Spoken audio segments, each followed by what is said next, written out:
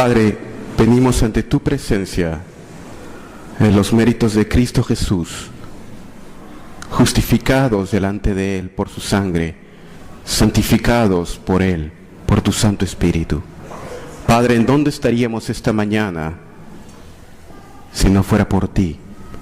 ¿Dónde estaríamos en este instante si no fuera por tu misericordia y tu gracia? Padre, ¿qué hombre o ángel es capaz de decir una palabra acerca de ti? Nadie, Señor. Pero te pedimos que por los méritos de Cristo Jesús tengas misericordia de nosotros y nos hables. Quebranta nuestro corazón y danos arrepentimiento para que podamos obedecer, porque no tenemos ninguna esperanza aparte de ti. Te lo pedimos en el nombre de Cristo Jesús, nuestro Señor y Salvador. Amén. Si tienen sus Biblias, por favor, acompáñenme en Salmos capítulo 67. Salmos capítulo 67. Salmos 67.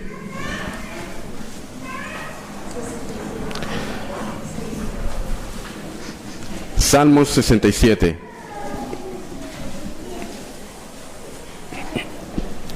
Dice la palabra del Señor. Al músico principal en Neguinot, salmo, cántico. Dios tenga misericordia de nosotros y nos bendiga. Haga resplandecer su rostro sobre nosotros, para que sea conocido en la tierra tu camino, en todas las naciones tu salvación. Te alaben los pueblos, oh Dios, todos los pueblos te alaben. Alégrense y gócense las naciones, porque juzgarás los pueblos con equidad y pastorearás las naciones en la tierra. Te alaben los pueblos, oh Dios, todos los pueblos te alaben. La tierra dará su fruto. Nos bendecirá Dios, el Dios nuestro. Bendíganos Dios y témalo todos los términos de la tierra. Antes de entrar propiamente al Salmo, quisiera un poco explicar la estructura del Salmo en sí. A mí me gusta mucho comer hamburguesas. Creo que lo pueden notar en mi peso. ¿Alguna vez usted cuando compra una hamburguesa, verdad? Usted compra la hamburguesa no por el pan, sino compra la hamburguesa por la carne, ¿verdad? La carne es lo más importante de la hamburguesa.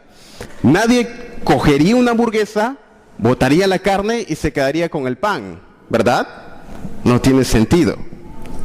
Este salmo sigue una estructura, la cual yo le llamo estructura sándwich. Estructura sándwich. Su nombre es estructura callástica, pero es muy complicada. Así que yo le llamo estructura sándwich. Y básicamente es esto. Cuando usted tiene el sándwich, tiene un pedazo de pan aquí, la carne en el centro y otro pedazo de pan, ¿verdad? Eso es la estructura del salmo. Y lo que significa es esto. Si usted lee el verso 1, es paralelo con el verso 7. Van a tratar temas similares. El verso 2 sería paralelo con el verso 6. El verso 3 sería paralelo con el verso 5. ¿Se dan cuenta? Verso 3, te alaben los pueblos. Verso 5, te alaben los pueblos. Y el verso 4 es la carne. Esa es una estructura, se llama estructura callástica, y muchos salmos y proverbios siguen ese tipo de estructura. Ahora, habiendo dicho esto, vamos a estudiar el Salmo y ver lo que el Señor tiene para nosotros.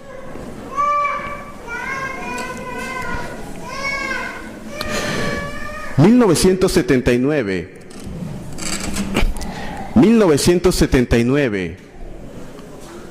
fue un año muy importante para nuestra nación, el Perú.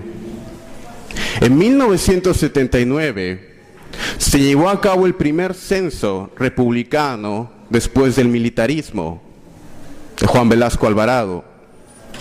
En el censo llevado a cabo en 1979 se calculó la población de cristianos evangélicos en el Perú.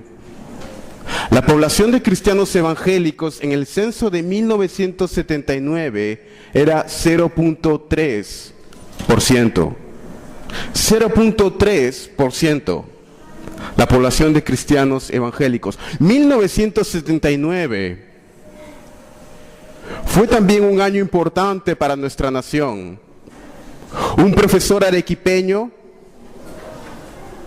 vicerrector en la Universidad de Huamanga, Ayacucho, comenzó lo que llegaría a ser la guerra civil más cruenta que nuestra nación ha tenido desde los días de Túpac Amaru. En 1979, Abimael Guzmán y el movimiento Sendero Luminoso comenzaron la guerra armada en nuestro Perú. 1979 es un año histórico para la nación del Perú. Por casi 14 años nuestra nación se desangró en conflictos civiles armados. No sería raro encontrar historias acerca de los terroristas entrando en la selva, en la sierra, a iglesias y a veces ejecutando a los creyentes, ¿verdad? 1979. En el año 2009, 30 años después, se llevó a cabo otro censo en nuestra nación. Otro censo en nuestra nación se llevó a cabo en el 2009. Pero esta vez las cifras acerca de la población evangélica en nuestro Perú eran muy diferentes que las del censo en 1979. La población evangélica en el Perú se calculó en 13.6%. Ese es un crecimiento de literalmente unos cuantos miles en el 79 a literalmente millones. Solamente en Lima, millones. La pregunta es, ¿cómo es que el Evangelio creció de esa manera en 30 años, entre 1979 al 2009? El ya fenecido expresidente Valentín Paniagua comisionó lo que llegó a ser conocido como la Comisión de la Verdad. En la Comisión de la Verdad, documento que tuve la oportunidad de leer en mis días universitarios acerca de lo que realmente ocurrió en la época del terrorismo, se calcula que la población de peruanos muertos durante los 14 años de guerra civil fue alrededor de 77,000. 77,000 peruanos. Quizá un primo tuyo, quizá tu padre, quizá un amigo, durante esos años murieron. Muchos de los que están aquí recuerdan en sus años de juventud, y esa es una de las razones por las que mucha gente inmigró a la parte sur de Lima, ¿verdad? Villa El Salvador fue formado a consecuencia de eso. Ahora, un número espectacular que arrojó la Comisión de la Verdad fue el número de muertos por causas religiosas. El número de muertos por causas religiosas se calculó en 2,200.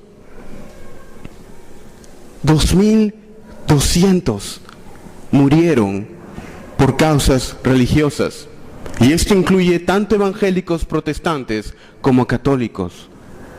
Durante esos 14 años de guerra civil, 2,200 peruanos murieron por su fe en Cristo Jesús o a consecuencia de un conflicto civil armado.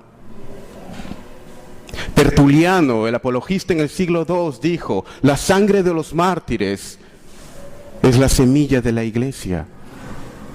Y una de las razones por las cuales yo creo que el Señor en su soberanía permitió que el Evangelio creciera de esa manera en nuestro Perú fue por la causa del terrorismo, el sufrimiento y la pobreza que nuestros padres tuvieron que afrontar. Y muchas de las personas que no negaron su fe y murieron en esa trágica guerra, nosotros somos hijos de ese Evangelio sembrado hace 30 años.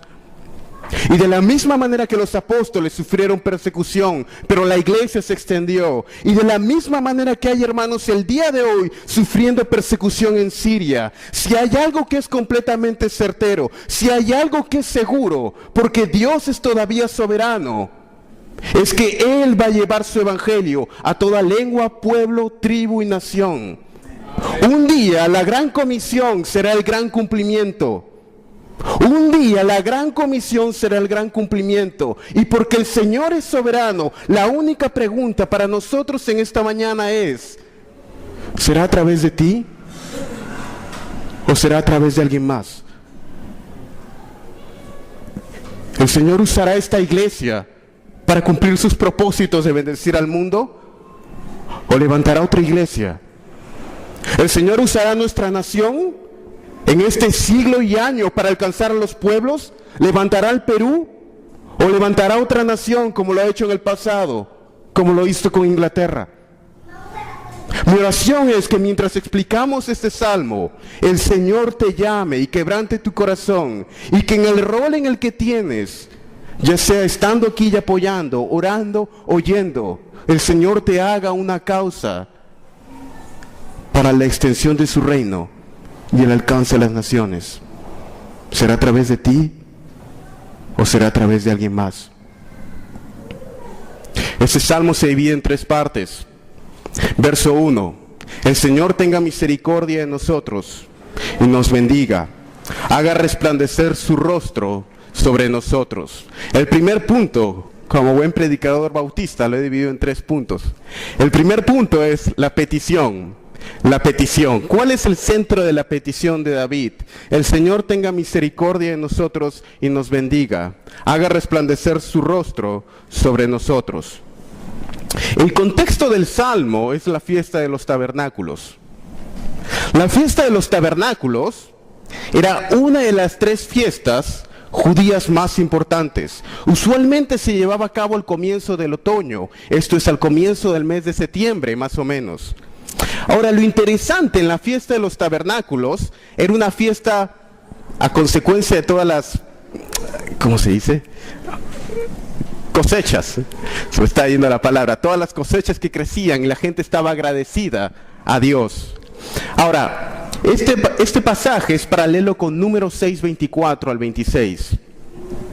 Si quieres búscalo. Números 6:24 al 26 era la bendición sacerdotal. En Números 6:24 al 26 dice: el Señor te bendiga y te guarde. El Señor tenga misericordia sobre ti y haga resplandecer su rostro sobre ti y te dé paz. Ahora, lo interesante es que esta bendición se daba usualmente al final de la fiesta de los tabernáculos. Cuando yo estaba leyendo este salmo, un hecho que me llamó la atención es ¿por qué, si esta bendición se daba al final, por qué se pone aquí al comienzo? Sería algo así como que David comenzara el servicio la próxima semana y él dijera: hermanos, vamos a comenzar nuestro servicio de adoración al Señor este domingo. Vayan en paz y que el Señor les bendiga y les guarde. Ustedes dirían: ¿qué? ¿Ha dormido bien? ¿Por qué? ¿Cómo está comenzando el servicio con lo que debería ser la oración de despedida, verdad? No tiene sentido. ¿Qué es lo que quiere comunicar David al poner esta oración de despedida al inicio del Salmo? Y creo que lo que quiere comunicar es que el servicio de adoración no se terminaba cuando la fiesta de los tabernáculos terminaba, sino que comenzaba. El fin de la fiesta era el comienzo de la fiesta. De la misma manera, nuestro servicio a Dios no termina cuando salimos por esa puerta, hermanos. Comienza. Es muy fácil ser cristiano dentro de estas 4 paredes, ¿verdad? Todos están sonriendo, la gente te da la mano. Pero la prueba de nuestro cristianismo, la prueba de tu cristianismo se mide en lo que haces cuando sales de esa puerta, en la relación con tu familia, en la relación con tu esposo, con tu esposa, en tu trabajo, en la manera como no aceptas corrupción, en la manera como tu carácter brilla en medio de una sociedad oscura. Esa es la prueba de tu cristianismo. Y David comienza esta petición, y esto es algo así como en música clásica le dirían como un crescendo. Comienza poquitito y va subiendo hasta que llega un punto máximo. Y date cuenta, lo primero que él pide, ¿qué es? Pide misericordia. Después de pedir misericordia, misericordia significa: Dios, no me des el castigo que merezco por mis pecados. Dios, ten misericordia de mí. No es solamente que he pecado, no es solamente que he roto una ley tuya, es que antes de conocer a Cristo, lo único que he hecho era pecar. Es que antes de conocerle, no es que he roto un mandamiento, es que he roto todos los mandamientos todo el tiempo. Antes de que Cristo viniera a nuestras vidas, no es que hemos pecado una vez o dos veces, es que todo el tiempo nuestra vida era continuo pecado. Y por lo tal merecíamos la justa ira de Dios como consecuencia de nuestros pecados. Y es ahí donde surge la petición: Dios, ten misericordia de mí. Dios, ten misericordia de mí. Ten misericordia de tu pueblo. Ten misericordia de nosotros. Pero no solamente se queda ahí. ¿Qué es lo que pide después? Y nos bendiga. ¿Te das cuenta de la progresión? Ahora, en vez de pedir misericordia, Dios no me des el castigo que merezco, ahora está pidiendo bendición. Bendición no es solamente no me des el castigo que merezco. Bendición es dame algo. Bendíceme, Dios, bendíceme activamente. Y esa bendición es el shalom de Dios, que era una bendición física, emocional y social. Señor, bendíceme espiritualmente, bendíceme con mi familia, bendíceme económicamente. Señor, haz una obra tan grande en mí que la gente vea mi vida y se dé cuenta que hay algo diferente. Y esto no es teología de la prosperidad, esto es prosperidad bíblica. Y vamos a ver luego la razón por la que David pide eso. No lo pide por razones egoístas. Y luego dice: haga resplandecer su rostro sobre nosotros. Haga resplandecer su rostro sobre nosotros. Ahora, ¿qué significaba que el rostro de Dios resplandeciera sobre alguien? Esta es una frase hebrea que literalmente significaba esto. El rostro de Dios resplandeciendo sobre alguien significaba la bendición suprema de Dios sobre la vida de esta persona. En oposición, cuando Dios ocultaba el rostro, significaba maldición. Dios sonriendo o mostrando el rostro era bendición. Y lo que David está pidiendo es: Señor, ayúdame a vivir de tal manera que cuando tú veas mi vida, ayúdame a comportarme de tal manera que cuando tú veas mi vida, la manera como vivo, la manera como me comporto, tú sonrías. Resplandece tu rostro sobre mí es un sinónimo de sonreír. Señor, ayúdame a vivir de tal manera que cuando me veas te cause una sonrisa al rostro, como lo que Jesús en el bautismo, el Padre dijo: este es mi Hijo amado, en quien hallo complacencia, quien alegra mi corazón. El bendito del Señor es aquel que alegra el corazón del Padre. Mi pregunta para ti en esta mañana: ¿cómo está tu vida delante del Señor? ¿El Señor está resplandeciendo sobre ti? Hay gente que a veces dice: siento que todo lo que hago me sale mal. ¿Has escuchado? Siento que todo lo que hago me sale mal. No hallo paz, todo lo que emprendo me sale mal. El rostro del Señor no está resplandeciendo sobre esa persona. Y quizás no conoce a Cristo, o quizás no estás viviendo una vida en santidad a Él.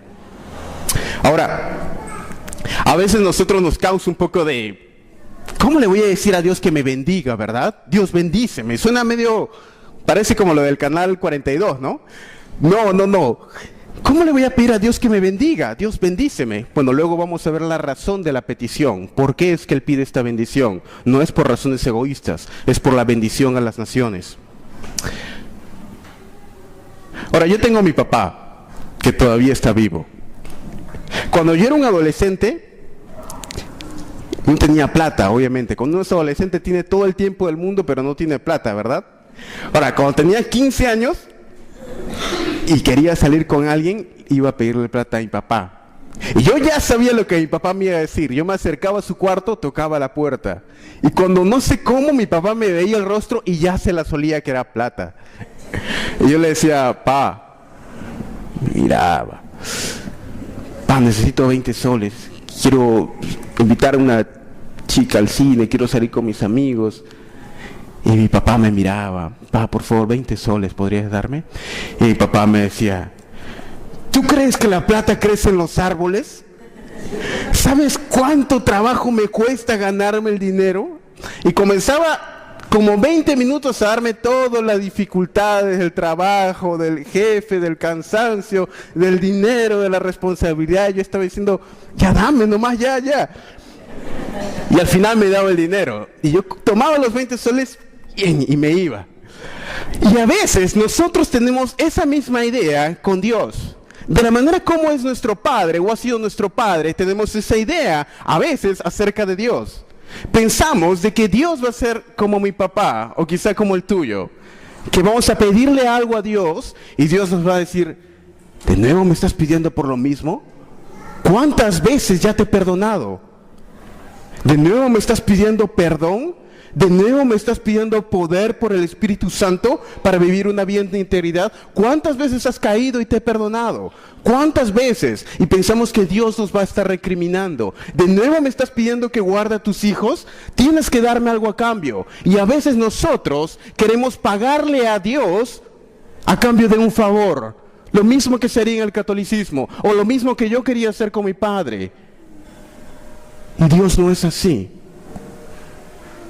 Dios no es un Dios regañadiento cuando Él bendice. El placer del corazón de Dios es bendecir a sus hijos con toda bendición espiritual. Él es un Dios bueno. El Padre es un Dios bueno. No es que Dios tiene amor, es que Dios en su esencia misma es amor. No es que Él bendice a regañadientas, es que su placer es que su pueblo sea bendito, que su pueblo prospere con toda bendición espiritual, emocional, familiar, social y hasta económica. Porque ese es el deleite del Padre, porque el Padre es bueno para con su pueblo a través de Cristo Jesús. Ese es el Padre. Y esta es la motivación para misiones. Si tu concepto de Dios está distorsionado, tu motivación para misiones estará distorsionada. Será cualquier otra cosa menos la gloria del Padre en alcanzar a la gente y redimirla por Cristo. Es la gloria de este Dios bendito, como dice Pablo, del Dios feliz, literalmente, que nos lleva a proclamar este nombre a todas las naciones. Este Dios glorioso. La petición. En segundo lugar, y más brevemente, el propósito. Verso 2 al 5. El propósito. Para que sea conocido en la tierra tu camino, en todas las naciones tu salvación. Te alaben los pueblos, oh Dios, todos los pueblos te alaben. Alégrense y gócense las naciones, porque juzgarás los pueblos con equidad y pastorearás las naciones en la tierra. Te alaben los pueblos, oh Dios, todos los pueblos te alaben. Ahora aquí hay una progresión nuevamente. Recuerden que estaba pasando de misericordia a gracia y al rostro de Dios sonriente. Recuerden ese avance, esa progresión. Aquí también hay una progresión. Y dense cuenta, aquí es donde viene como que la carne del Salmo. Dice, que sea conocido en dónde, en la tierra, tu camino. Luego habla tierra, luego habla de naciones y finalmente habla de pueblos. Menciona tierra, naciones y pueblos. Ahora, la tierra se refería literalmente a la tierra, lo que nosotros conocemos como el suelo. Habla de que hay un conocimiento de Dios en todas las partes geográficas del mundo. Pero luego va un paso más allá. Luego dice que las naciones sean salvas. Ahora, la palabra que usa para naciones ahí no es cualquier palabrita. Habían dos palabras principales en el hebreo para denotar naciones. Y la palabra deliberada que usa David aquí es la palabra goy en hebreo, que significaba naciones gentiles. Y usualmente era asociada con una connotación de pecado, es decir, naciones gentiles pecaminosas. Literalmente se hablaba de los perros gentiles. Una de las 3 peticiones que se hacía en la sinagoga judía al iniciar era: Señor, gracias porque no me has hecho samaritano, gracias porque no me has hecho mujer, y gracias porque no me has hecho gentil. Señor, gracias porque no soy gentil, gracias porque no soy samaritano, gracias porque no soy mujer.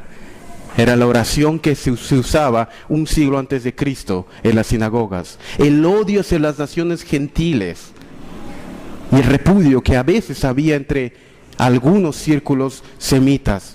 Sin embargo, deliberadamente lo que dice David aquí es: esas naciones, Señor, que te conozcan. Esas naciones.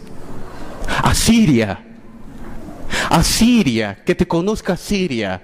Asiria, quien 300 años después llevaría a sus deportados en Jerusalén en el 722 con aros en la boca, colgándolos y llevándolos en peregrinaje a Asiria. Que esas naciones te conozcan.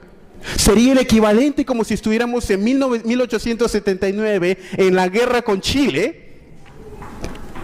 ¿Ya? Y estamos en la guerra con Chile. Escuchamos que recién han matado a Coronel Bolognesi.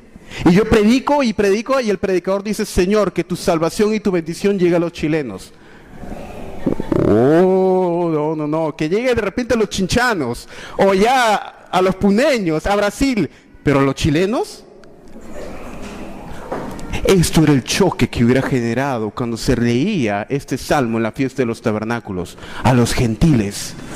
Y no es casualidad que al Señor lo buscaran gentiles en la fiesta de los tabernáculos, en Juan capítulo 8. Ahora, esta es la fuerza de la petición. ¿Quién es la persona que no quieres que conozca el Evangelio? ¿Quién es la persona que de repente tienes rencor en esta mañana? De repente no es una nación, de repente no es alguien racialmente diferente. De repente es tu padre, de repente es un tío que te hizo algo.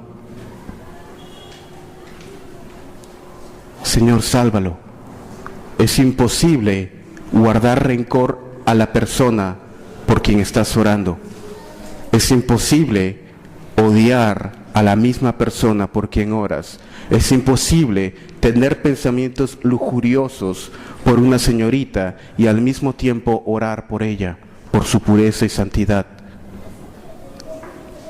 Pero no solamente se queda ahí, llega hasta el punto último, y es: alégrense y gócense las naciones.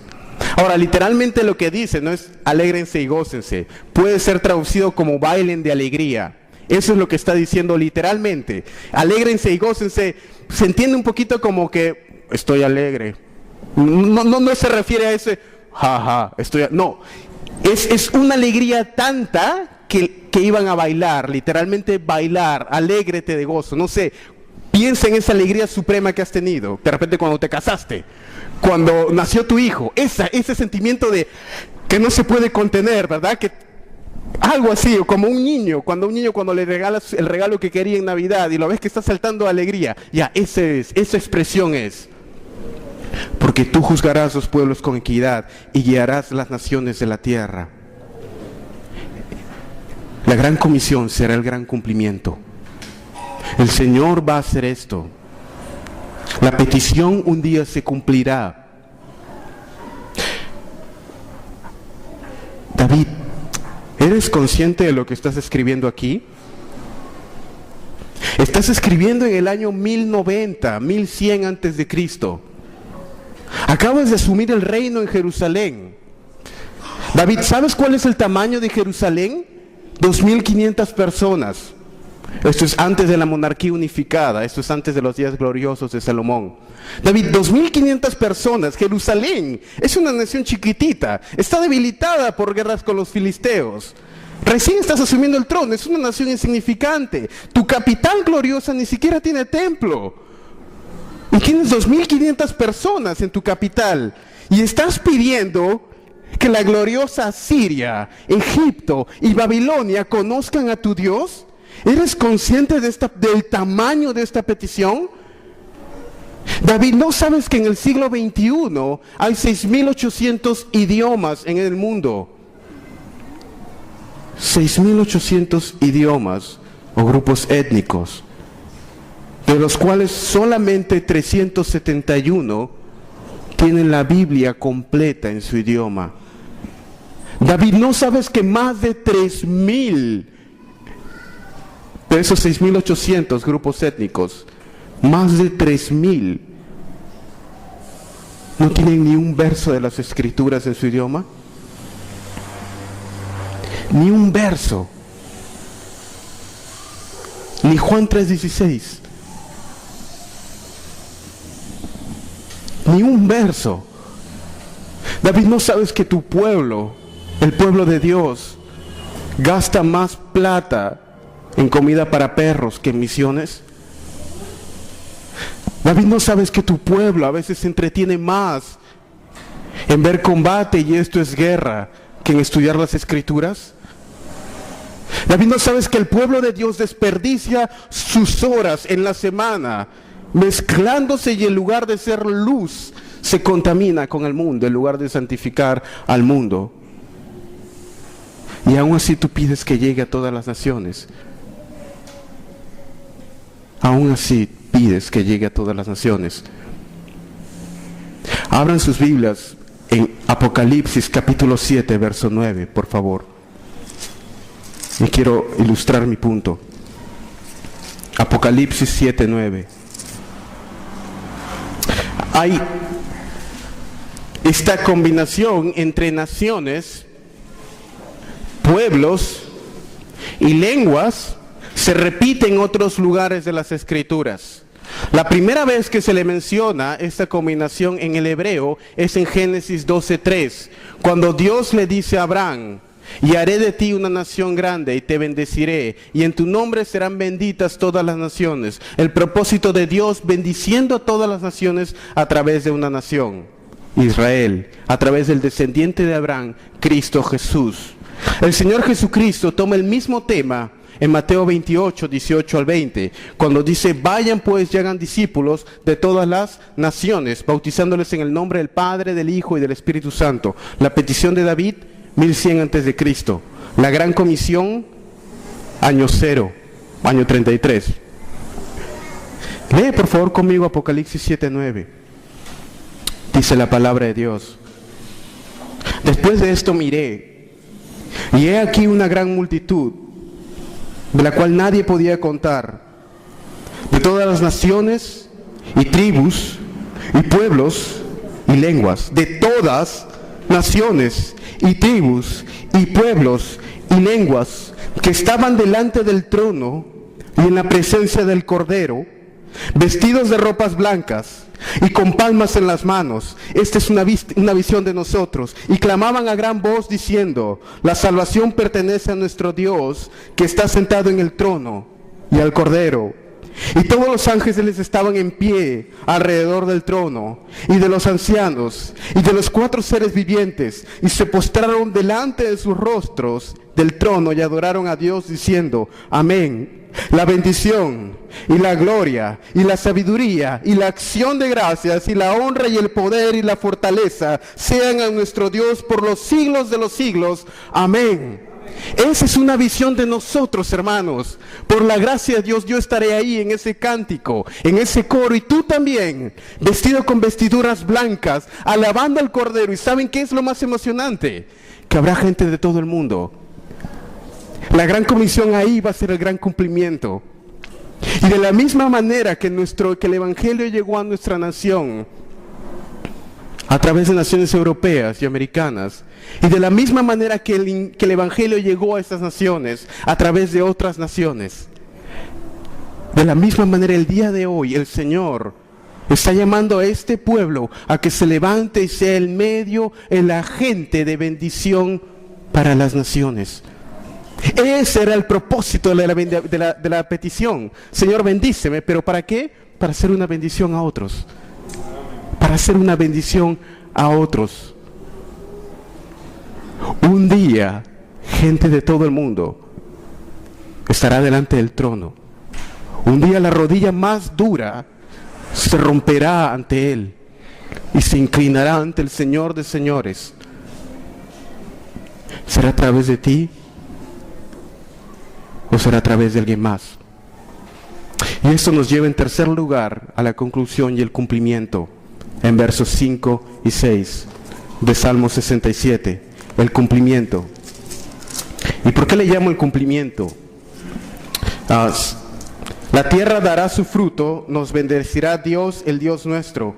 Bendíganos Dios y témanlo todos los términos de la tierra. Bendíganos Dios y témanlo todos los términos de la tierra.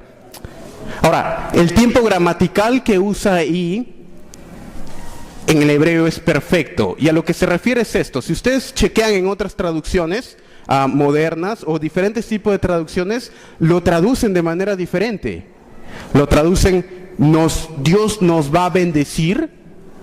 Lo traducen, Dios nos ha bendecido. O Dios nos bendice.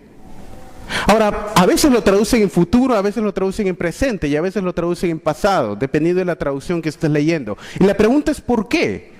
Bueno, es que es una construcción gramatical tricosa, usa dos tiempos y lo que significa es esto.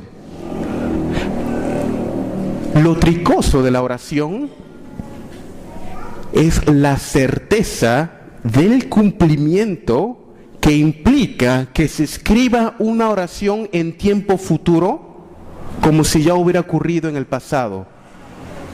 Es como decir, como cuando mis hijos nacieron, me llené de alegría. Hermano, ¿eres soltero? Sí. ¿Tienes hijos? No.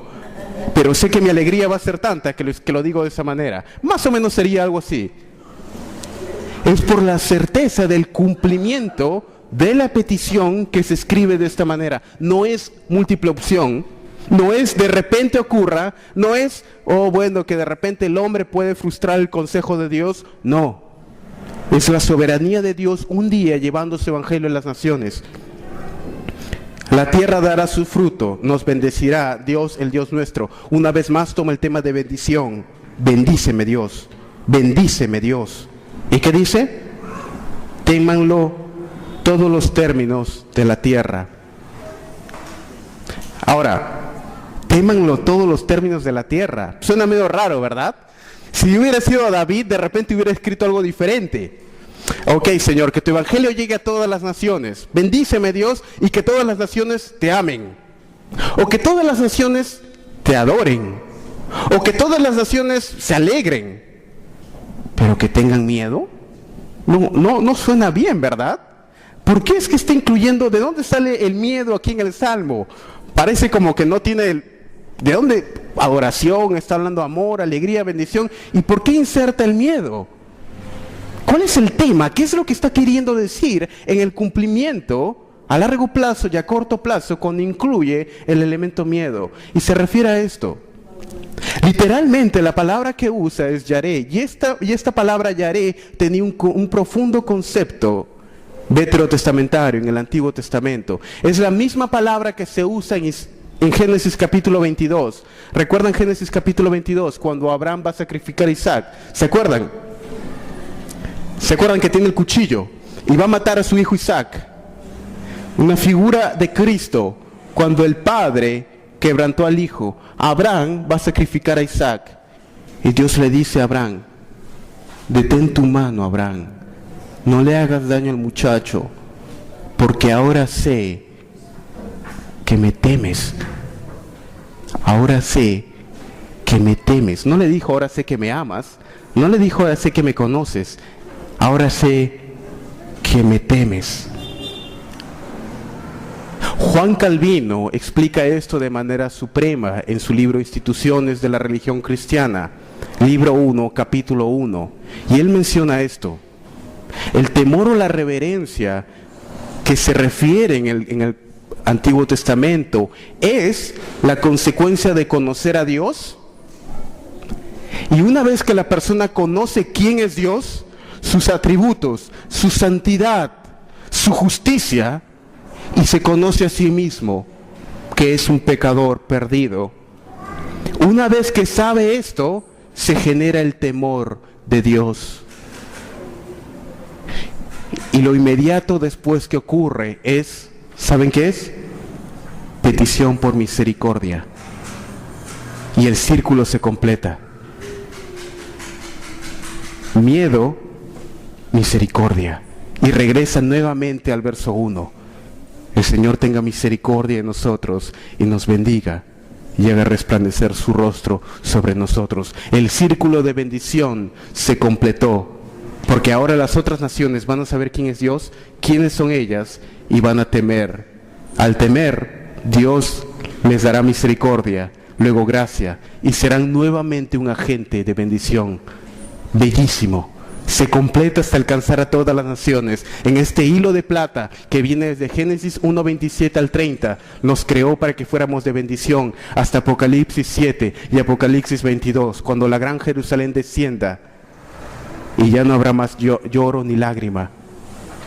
Qué hermoso, la bendición de Dios usándonos para ser de bendición a otras naciones. Todavía soy más o menos joven, hermanos, por si acaso. Cuando tenía 17 años, me acuerdo que jugaba fútbol y podía jugar fútbol hasta que me cansara. No sé cómo jugaba todo el día fútbol, hermanos. No hacían ejercicio, comía como chancho y no engordaba. Nada pasaba. Ahora, por más que me cuido, no sé, ya ni como y ahora engordo. Cuando estaba en Inglaterra, jugamos contra un seminario amigo, un seminario anglicano, por si acaso. A veces, si ustedes saben, en Inglaterra, a veces los bautistas se tienen bronca con los anglicanos por una guerra que hubo hace muchos años. Vamos a jugar contra el seminario anglicano. Y dijeron, tú, Daniel, tú eres de Perú, tú eres latino, ¿no? Yo he visto Brasil, Argentina, Messi. No, le digo, yo no juego más, no, otro es mi don, le digo, yo juego ajedrez. No, Daniel, pero tú eres latino, solamente estando ahí ya la gente se va, tenemos un jugador latino, había un hermano que era de Nigeria, tú también ahí, ya, eso es para que ya bueno, pues no, y era invierno todavía, era invierno -2 grados, y era todavía más o menos calor, -2 grados, y está con un frío, no sé cómo, hermanos, comenzamos a jugar, en cancha grande. A los 2 minutos no podía ni respirar. No tengo idea cómo terminé los 90 minutos, hermanos. No tengo idea, pero ya después de 20 minutos me creía Maradona, Oliver Atom, corriendo, tirándome, todo. No sé. El problema fue el día siguiente. El día siguiente, no sé cómo, cuando me quería levantar de la cama, hasta el cuello me dolía. ¿Qué tiene que ver mi cuello que ni siquiera he jugado fútbol? Pero hasta el cuello me dolía. Y algo estaba cambiando. No solamente estaba en mal estado físico, sino también algo estaba cambiando en mi cuerpo. Una canita. ¿Qué? Algo está cambiando. Y fue como un puñete en la cara. Estoy volviéndome mayor. Ya pasaron mis años de adolescencia, no voy a regresar. Algo está cambiando. Y yo sé que un día, hermanos, si el Señor me lo permite, llegaré a ser viejo. Y en esos años de vejez, mi oración es, Señor, no quiero mirar atrás y llorar y arrepentirme por aquello que dejé de hacer. No quiero que el Señor mire su reloj y diga, Daniel, 5 minutos para que vengas a casa. 5 minutos. Y arrepentirme por las oportunidades que dejé pasar en mis 20s o en mis 30s para servir al Señor, cuando aún tenía fuerza, cuando aún tenía mi mente. Y tú sabes que lo mismo va a ser para ti. Tú sabes que un día el Señor va a mirar su reloj y te va a llamar Juan, Pedro, Marta, 5 minutos. Y en aquel momento, algunos de ustedes llorarán por una sola oportunidad para poder regresar y consagrar sus vidas al Señor. En aquel momento, algunos de ustedes querrán dar todo por un mes más de vida, por un año más de vida, por regresar de nuevo a mis 20s, a mis 40s, a mis 60s y poder besar una vez más a mis padres o a mis nietos. Poder una vez más sacrificarme, ya sea orando, ya sea dando, ya sea animando, ya sea evangelizando, ya sea haciendo una luz en el trabajo, ya sea criando a mis hijos o ya sea yendo al campo misionero y sacrificándome ahí, pero entonces será muy tarde. Pero en esta mañana, mientras hay vida, el Señor extiende su mano y te llama, y te llama. De la misma manera que nuestros padres murieron, y primos, y gente que hemos conocido en la época del terrorismo, y no negaron su fe, si hay algo certero, es que el Evangelio, Dios va a obrar su reino. ¿Será a través de ti o de alguien más? Oremos.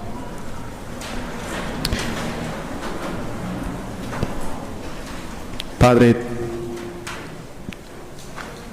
te pido por favor, por tu Espíritu Santo, que muevas corazones aquí al arrepentimiento.